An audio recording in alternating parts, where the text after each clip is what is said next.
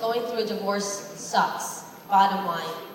But what I did was, I tried to distract myself with things that I love. And what I did love, or noticed that I loved at a young age, was designing. I used to design my Barbie houses, and I remember always changing out their clothes. And I always wanted to be, I'm not even sure you know what Punky Brewster is. Does anybody know what Punky Brewster is?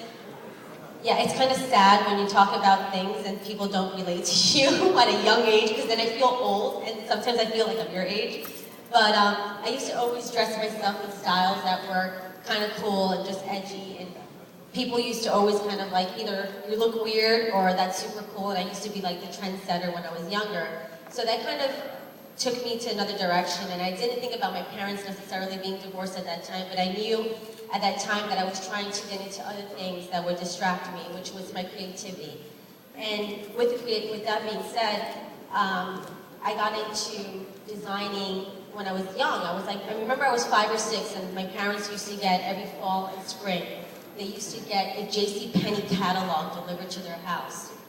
And the JCPenney catalog used to have jewelry in it. And my parents, like I said, they weren't wealthy, so I never had jewelry. So what I did was, I actually cut out the jewelry from each section. Necklaces, earrings, bracelets, and I remember cutting out each piece and actually gluing them to my body. And to me, that was the best thing, because I was like, oh, I'm all blinged out, and I look amazing, and it was paper. So it's kind of sad. But I knew then, in hindsight, that I was creative. Whether it was in the fashion world, designing interiors. I didn't know what interior design was when I was little, but I knew that I loved watching design and watching people dress up and just have admiration for people on TV and celebrities. And I knew that was something at a young age that I loved, and having that passion when you're so young, you realize, okay, you have to tap into something that potentially can work for you. So what I did, I obviously loved fashion, and those experiences when I was young helped me shape me to the woman that I am today. I'm an entrepreneur, I run a team, I'm a businesswoman, I am a TV personality, and I'm a fierce businesswoman, and that's first and foremost. Because you could have all these creative attributes, and you could do all these amazing things, but if you don't have that business sense, and this is for anything in life, whether you want to be an athlete, whether you want to discover the cure for cancer, you have to have that instilled in you, and just think about it every day, that no matter what, even if you're not into business, have that business sense, because that's what's going to take you to the next level in whatever career you want to be in. And always remember that. As far as, my luck, everybody always tells me, oh, you got lucky. Where you are is luck. And it wasn't luck, because I grew up in a modest home. I remember that I couldn't afford my prom dress, and that sucked because I love design. So I'm like, all right, well, I'll design my own, but then I couldn't sew. So then that totally sucked.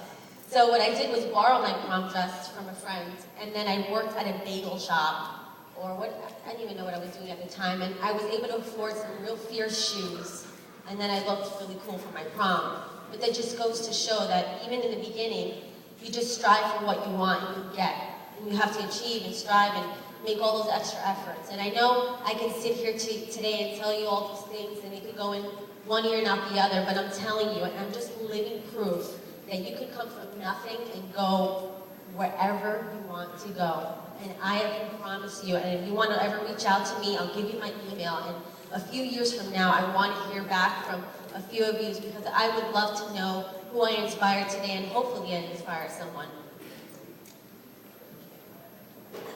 I want to share with you my Triple D model, and I'm not talking bra size, guys.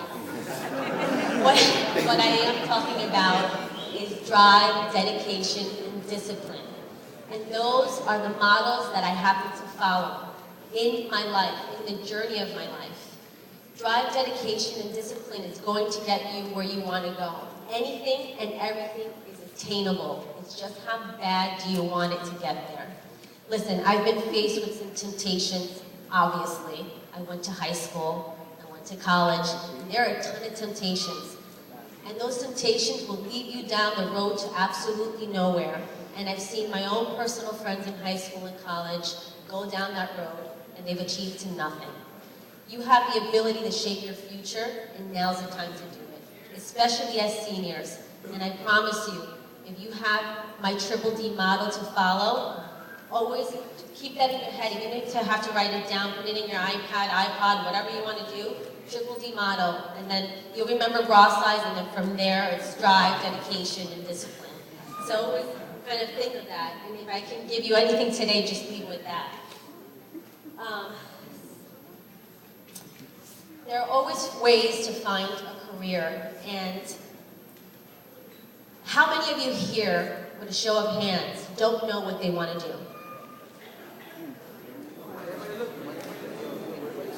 Okay. And that's okay. Because to be honest with you, I went to FIT, I graduated from the Fashion Institute of Technology, and my goal was to be the next Rachel Ray. Well, at the time she wasn't Rachel Ray, but if anybody of you know who Rachel Ray is, she has a reality show, she's a celebrity stylist. And that's what I wanted to do. I wanted to style the celebrities on the runways. And I realized that I loved fashion, so okay, I'm gonna sign up for FIT. At the time of signing up for FIT, I just went in there and figured, all right, I'll have a career and I'll get to where I want to get somewhere in my life. But then, at that time, I worked for my family's furniture store, which is a small furniture store. It had probably the ugliest furniture you could possibly think of. At the time, it was kind of cool, but I hated it. And I said, you know, I want to design a new line that's going to be trendier, that's going to be cooler, that's definitely going to go with the new generation or a better aesthetic. And I started designing lines of furniture.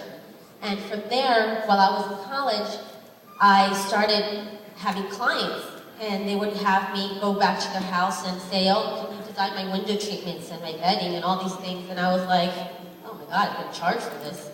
So I decided to go back to school. So after I graduated FIT, I went back to Berkeley College, and I studied interior design, and business started booming, and I realized I'm gonna branch out and create my own interior design firm. At the age of 20 years old, I opened up my first business, and that's not far away from your guys' age. And that's something to be proud of. And at the time, I always thought to myself, I'm my worst critic. And that, to me, was the stepping stone that I needed to always think in my head. I have to be my worst critic in order to get to the next level of my life. So being that, I was always hard on myself, but being hard on yourself doesn't necessarily have to be a bad thing. It's just going to make you a better person at the end, because nothing's ever good enough, so you're always going to strive for better.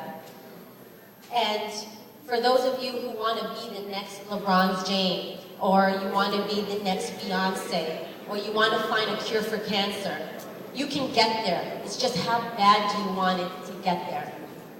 And all you have to do is strive and use my Triple D motto. And believe me, taking that Triple D motto will bring you to the next level of your life. I want to share with you a little story. Does anybody know who Sylvester Stallone is? We got some Adrians in the crowd. Okay, this is a true story, and I remember listening to this story, and this is pretty amazing. So, Rocky, or Sylvester Stallone, and I definitely want you guys to quiet down for this one, because this is serious, and this is what took me, and I believed in his story, and it was really inspirational for me, and I want even the guys to listen to this here. Sylvester Stallone was poor. Poor. He couldn't afford food on the table. He had no heat in his apartment. He was married, and he didn't have a job. The reason he didn't have a job is because he wanted to be an actor. And he knew that all his life, and his goal, and the way that he wanted to get there to be an actor was not getting a job. Because he didn't want to have a job, because he didn't want to go into the routine of having a job and being complacent to where he wanted to be. And it's amazing that he even pawned his wife's jewelry. And And that's the lowest of the low, okay? And obviously from there, his wife wasn't very keen on it, and they had their issues. And there was one day that it was freezing in the house, and he didn't have food for the table, and they had a dog. And what was sad about this story is that he ended up going to the library because the library was warm. So he would sit there all day and read poems all day long. And he wanted to be an aspiring actor. So after reading all these poems and warming up, he then decided, I want to be a writer. After reading the poems, he got inspired to be a writer, just sitting in the library because he was freezing his ass off at home.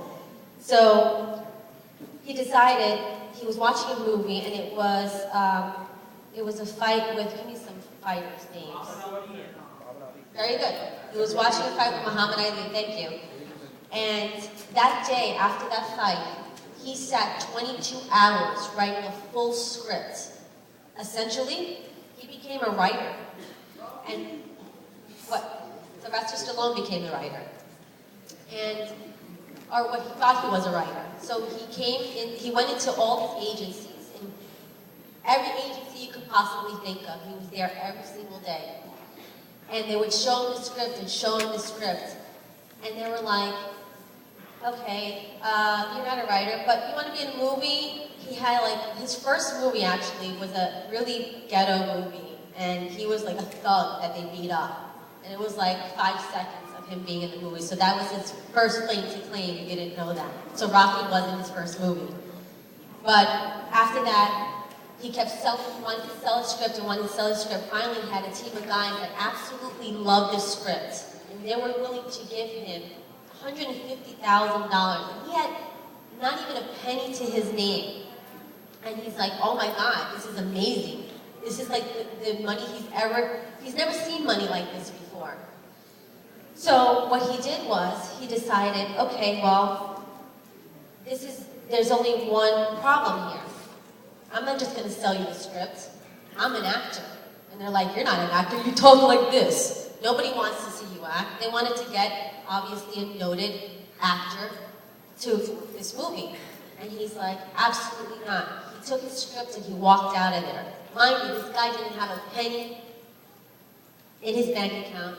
He had no heat, hot water, and he didn't have food. He couldn't feed his dog. And it was the lowest day of his life when he went to a liquor store. And he actually went into the liquor store and said to someone, I want to sell you my dog. This is his best buddy and his best pal. I have an animal. I cannot imagine going down the street and trying to sell my dog. I think I would kill myself before I do that. So he went to the liquor store and he sold his dog and he negotiated. I think he started at $100 and some dude gave him $50. And he said, thank you very much. As soon as he sold his dog, he walked away. And he cried for days. And he kept going back and trying to sell the script. And finally they called him and they said, we loved your script so much that we're willing to cut the budget in half if you want to be featured in this movie. And you're going to essentially take partnership of this. So whatever you make, because we don't really think that this is not going to be the real thing. We don't think it's even going to be a success. So the day of his award, the Oscar, or he got an Academy Award for it, I believe, he actually told the speech of saying that he wasn't going to succeed and it wasn't going to be a movie that was going to be successful. And they grossed over $200 million with Rocky. So the first day, you would think, okay, so what did he do when he got all that money? Because I think they only gave him $50,000 or something or other. And the first thing that he did was frequent the liquor store every so often. And after a few days, he found the owner that he sold the dog to. And he said, dude, I need my dog back. I will give you more than you gave me. Whatever it is, I need my dog back. He's my best friend. I couldn't afford to have him. He couldn't live the way he was living. But I need him back. So the guy's like, no way. I love that dog. It's the best thing that happened to me. No amount of money would ever let me give you this dog back. So he said to him, okay. He kept upping the ante. I'll give you $1,500, $2,000. After $50,000 later, he ended up getting his dog back.